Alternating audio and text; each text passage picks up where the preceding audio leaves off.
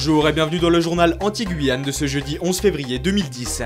En Martinique, un gendarme a été percuté par une moto hier. L'accident s'est produit alors qu'il sécurisait un autre accident de la route.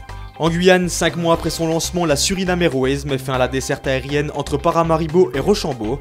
L'exploitation de la ligne n'était pas suffisamment rentable. En Guadeloupe, le congé individuel de formation qui permet aux salariés du secteur agricole de suivre un plan de qualification a fait l'objet d'une enquête menée par Ipsos. Ces résultats ont été divulgués aujourd'hui à la Chambre d'agriculture.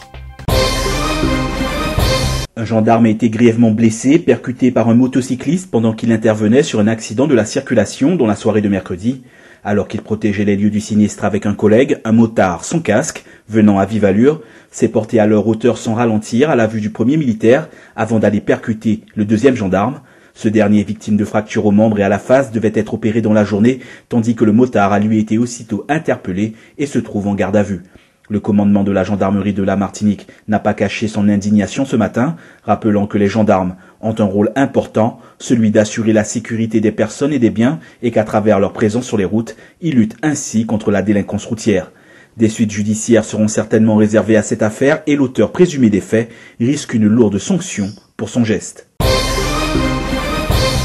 C'était en septembre dernier, 8 ans après son dernier vol entre Paramaribo et Rochambeau, la Suriname Airways posait de nouveau ses ailes en Guyane.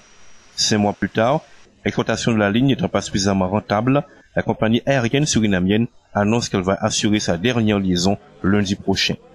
Il est vrai qu'en dépit des efforts déployés pour la Chambre de commerce, la Suriname Airways n'a pu obtenir l'autorisation d'embarquer des passagers à l'aéroport de Rochambeau pour les emmener jusqu'à la ville brésilienne de Belém. Pour information, les droits de trafic sont détenus par Air Caraïbes. C'est une capacité de 126 places. Le Boeing 737-300 de la Suriname Airways n'atterrira donc plus à Rochambeau. Les résultats de l'enquête Ipsos sur le congé individuel de formation ont été dévoilés ce matin à la Chambre d'agriculture. Commandée par le Fonds d'assurance formation des salariés des exploitations en entreprise agricole, cette enquête révèle que 228 salariés du secteur ont bénéficié de ce type de congé en Guadeloupe et sur l'île Sœur entre 2005 et 2008.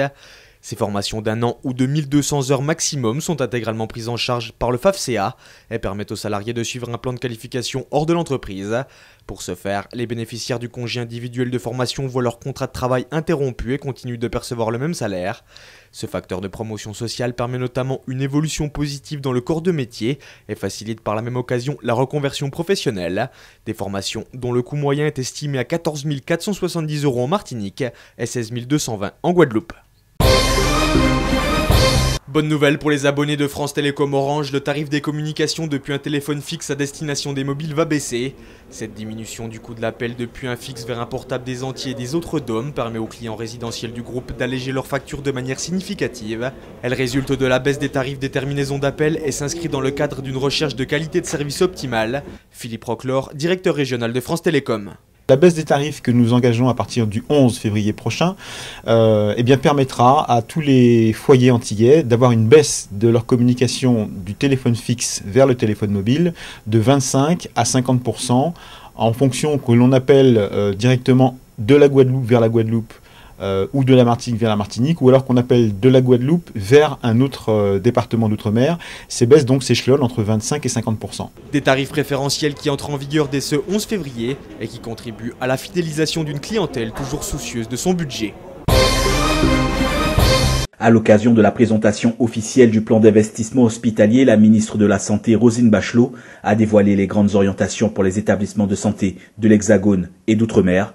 Sur 2000 projets présentés, 640 ont été retenus et le programme de modernisation des hôpitaux martiniquais est axé sur la mise aux normes antisismiques, d'où l'attribution d'un crédit de 90 millions d'euros en faveur du centre hospitalier universitaire de Fort-de-France.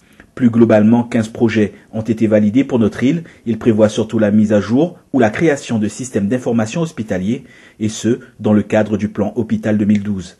Dans son argumentation, la ministre de la Santé a précisé qu'elle n'avait pas attendu la survenue du récent séisme en Haïti pour programmer une véritable réflexion autour de la prévention des risques sismiques dans nos hôpitaux. Malgré les arguments avancés par son président Rodolphe Alexandre, la communauté de communes du centre littoral ne sera pas transformée de sitôt en communauté d'agglomération. Le maire de Cayenne s'est vu adresser une fin de non-recevoir de la part de ses homologues de Matoury, Rémire Monjoli et Macouria, en l'occurrence Jean-Pierre Omillac, Jean Ganti et Serge Adelson. Il est vrai que sa communauté d'agglomération apporterait l'avantage de dotation de l'État. En revanche, les communes perdraient certaines de leurs compétences au profit de la 3CL, notamment l'aménagement du territoire et le logement.